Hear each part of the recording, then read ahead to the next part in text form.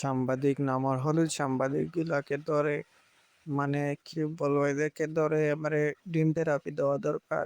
দেখেন এই ভিডিওতে। আসসালামু আলাইকুম। আজকে থেকে অন্ততপক্ষে বাংলাদেশকে যে মুসলিমদের দেশ আমি বলবো না, প্রথমে এই ভিডিওটা দেখেন। বাসায় নাকি হোটেলে কেন আসছো? কোথায় গেছিলাম? বাসায় ছিলাম, বাসা থেকে এত গেছিলাম, মায়ের যা করছি আমরা মেনে নিছি, ভাই এত আসো। তারা বিবাহিত, কাগজপত্র বৈধ সবকিছু আছে। আর এদিকে দেখেন শাকিব খান কখন বুবলিকে বিয়ে করছে সেটাও কেউ কাবিননামা খুঁজে নাই, তার মুখের কথা।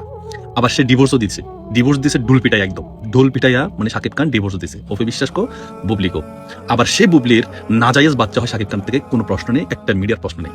এবং ওই মেয়েটা দেখেন কি সে চাইতেছে পর্দা করতে, তাকে আল্লাহ পাক এখানে বলেছেন কোনো মানুষকে বেইজ্জত করবে না, তোমরা ইজ্জত হানি করবে না, এটা মারাত্মক গুনাহ, এটা জানার থেকে বড় কোনো মানুষের ইজ্জত হানি করা। তার সে কাবিননামা দিতেছে, তার প্রুফ দিতেছে, এরপরও তাকে হ্যারাসমেন্ট করা হচ্ছে।